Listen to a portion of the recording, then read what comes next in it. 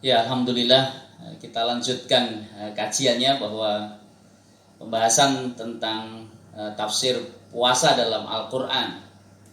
Kita paham dan mengerti betul makna puasa itu dalam bahasa ayat Al-Qur'an diambil dengan kata saum atau siam. Ya ayyuhalladzina amanu kutiba alaikumus siam.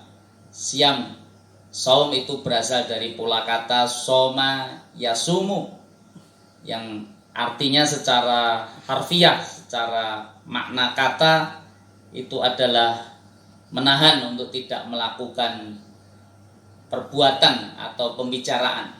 Jadi perbuatan itu dalam arti tidak makan, tidak berjalan, dan ini yang kita pahami dari sisi makna harfiah. Adapun dari istilah, jadi istilahi atau terminologi, makna kata saum itu adalah menahan diri dari makan, minum, hubungan suami istri dan segala yang membatalkan aktivitas puasa itu dari sisi syariah.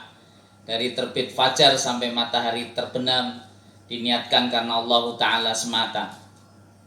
Jadi kita perlu ketahui ibu-ibu yang dimuliakan Allah bahwa kaum muslim itu diwajibkan berpuasa di bulan Ramadan dan ditetapkan dalam Quran surat Al-Baqarah ayat 183, 184 dan 185. Dan seorang muslim apabila dia tidak melaksanakan ibadah puasa di bulan Ramadan 1 bulan penuh ini, maka sesungguhnya keislamannya dianggap tidaklah sempurna. Dan tujuan puasa Ramadan itu adalah meraih ketakwaan. Jadi kalau kita hubungkan ayat ini, maka sungguhnya kita akan bertemu juga dengan ayat-ayat sebelum dan sesudahnya yang implementasi tentang saum, tentang takwa itu tercermin atas bagaimana orang yang mencari nafkah yang halal, mencari nafkah yang baik, orang yang mau membantu mereka yang hidupnya kekurangan dan tidak mengambil hak milik orang lain dengan cara yang dolim, dengan cara yang tidak dibenarkan dalam syariah. Jadi munasabah dari ayat-ayat ini dengan sebelum dan sesudahnya. Dan yang sangat menarik memang ketika Allah Ta'ala sampaikan bahwa sejarah tentang umat terdahulu pun juga melaksanakan puasa dalam rangka untuk bisa meraih kemuliaan di sisi Allah, maka ada satu kitab Bahr al-Muhit yang ditulis oleh Abi Hayyan al-Andalusi yang menyebutkan, beliau seorang ahli tafsir yang menggambarkan bahwa kewajiban puasa ini sudah ditetapkan oleh Allah sejak Nabi Adam alaihissalam. Nabi Adam ini oleh Allah Ta'ala senantiasa berpuasa 3 hari dalam 1 bulan sepanjang tahun. Bahkan ada juga yang menyebutkan Nabi Adam tanggal 10 Muharram pun juga berpuasa. Kenapa ini? Karena bagian dari rasa syukur saat bertemu dengan Sayyidah Hawa, istrinya, saat terpisahkan sedemikian lama. Dan selain Nabi Adam, kita juga jumpai ada Nabi Nuh alaihissalam yang juga berpuasa 3 hari setiap bulan sepanjang tahun. Dan beliau juga memerintahkan umatnya saat berada di Safinatun Najah, di kapalnya Nuh, saat terombang-ambing di dalam perahu yang sangat besar di tengah samudera yang sangat luas. Saat ketika badai angin topan menghantam Nuh dan kaumnya, maka saat itulah dia bersama umatnya juga melaksanakan ibadah puasa ini. Demikian pula Nabi Ibrahim alaihissalam itu juga sangat gemar berpuasa, terutama saat hendak menerima wahyu dari Allah Ta'ala. Demikian pula kita pernah kenal juga sejarah Nabi Yusuf alaihissalam, seorang nabi yang juga pernah mendapatkan ujian dan cobaan, ditahan oleh karena fitnah yang saat itu dia terimanya. Maka bersama dengan mereka yang ada di tahanan, Nabi Yusuf alaihissalam ini juga hampir senantiasa berpuasa saat berada di dalam penjara. Demikian pula Nabi Yunus alaihissalam itu 40 hari 40 malam ketika saat berada di perut ikan besar maka sesungguhnya dia juga berpuasa. Sedemikian pula juga Nabi Ayub, Nabi Syu'aib, Nabi Ilyas yang dikisahkan juga berpuasa saat hendak menerima wahyu dari Allah Subhanahu wa taala.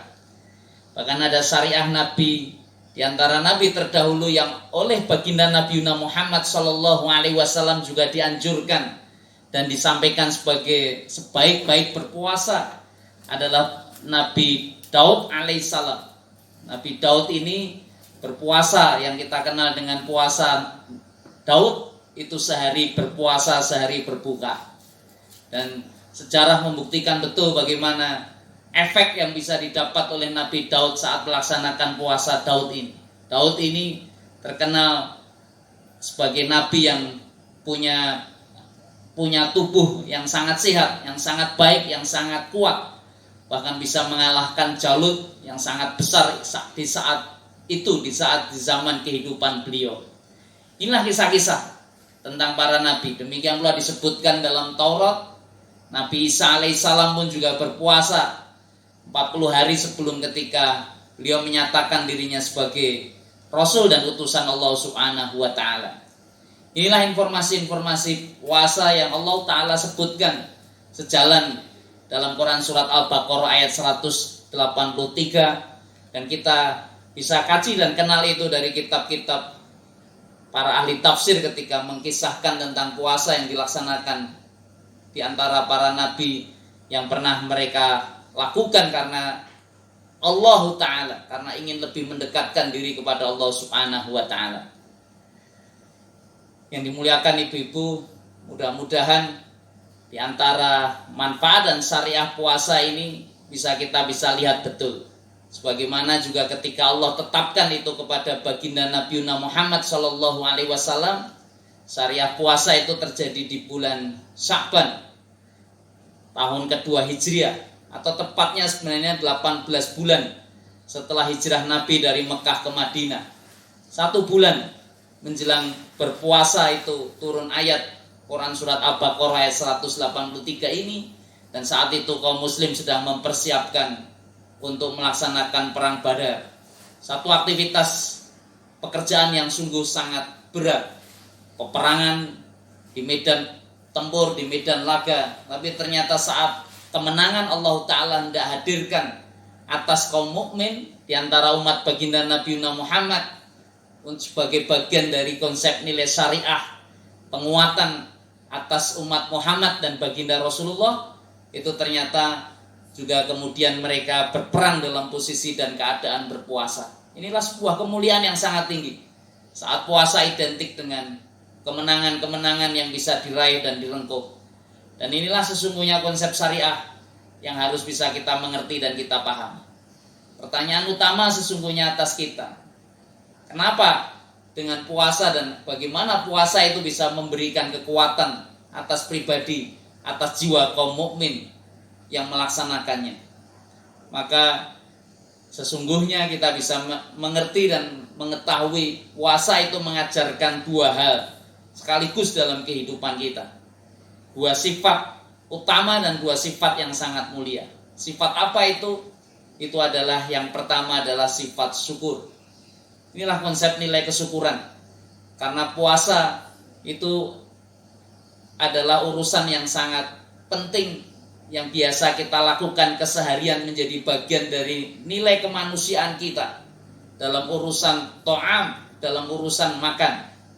Ayat-ayat Al-Quran yang berkenaan dengan urusan to'am, urusan makan, itu disebutkan dalam rangka untuk menunjukkan kemanusiaan yang dimiliki para nabi dan para rasul.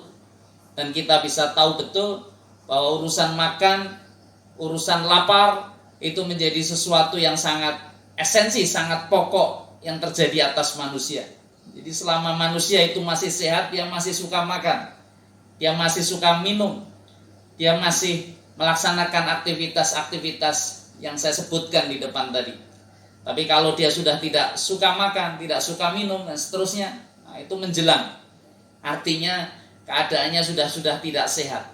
Dan biasanya hamba-hamba Allah yang menjelang diwafatkan oleh Allah Ta'ala itu rata-rata sudah tidak ada selera untuk bisa makan dan minum.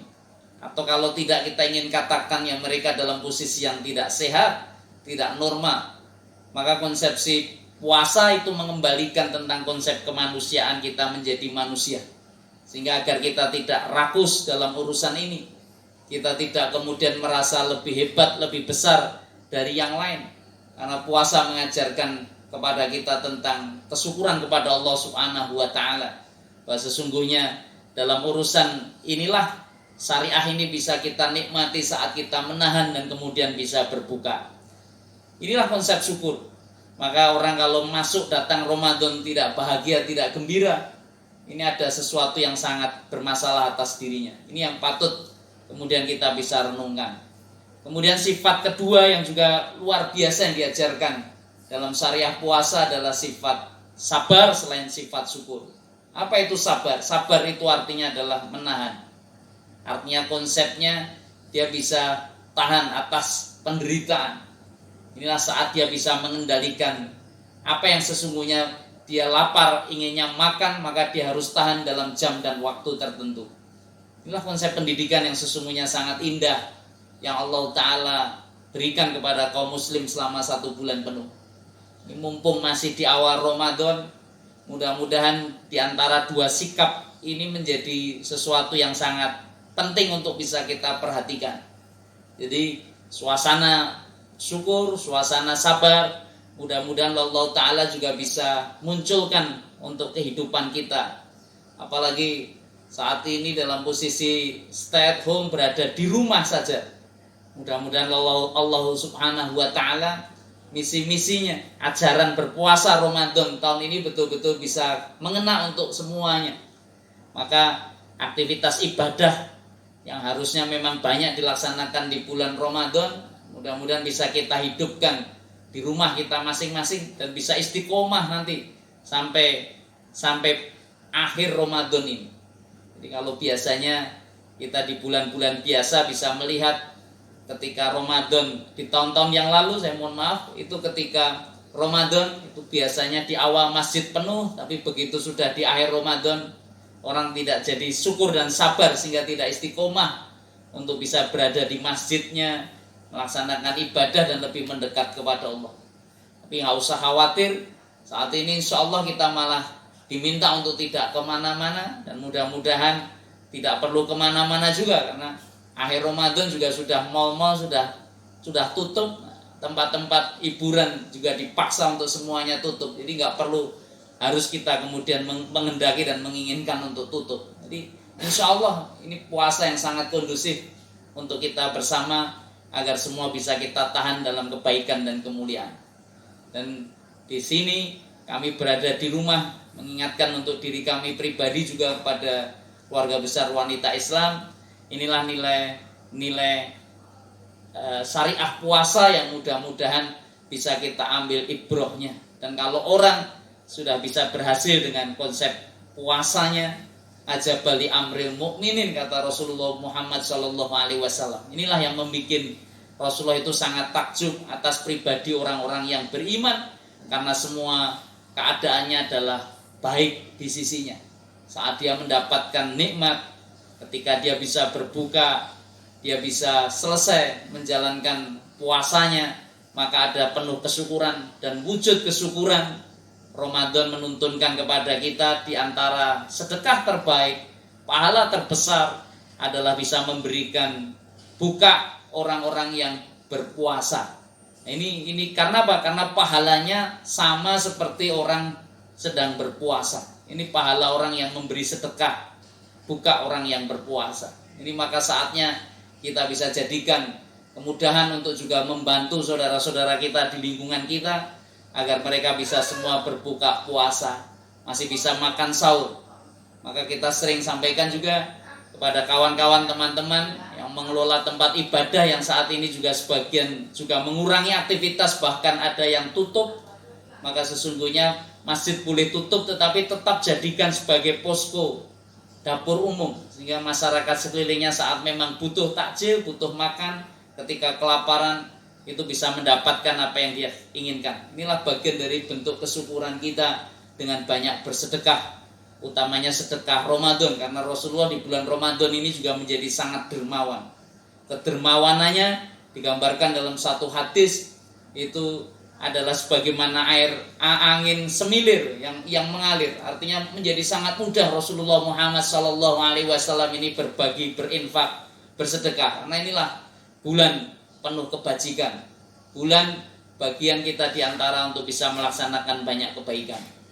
Dan kemudian yang kedua juga, alhamdulillah, mudah-mudahan dengan berada di rumah saja kita bisa menjadi juga lebih sabar, karena mudah-mudahan ini bagian dari upaya dan usaha Allah Subhanahu wa Ta'ala agar kita bisa lebih mendekat kepadanya atas banyaknya mungkin masalah dan musibah yang bisa kita terima.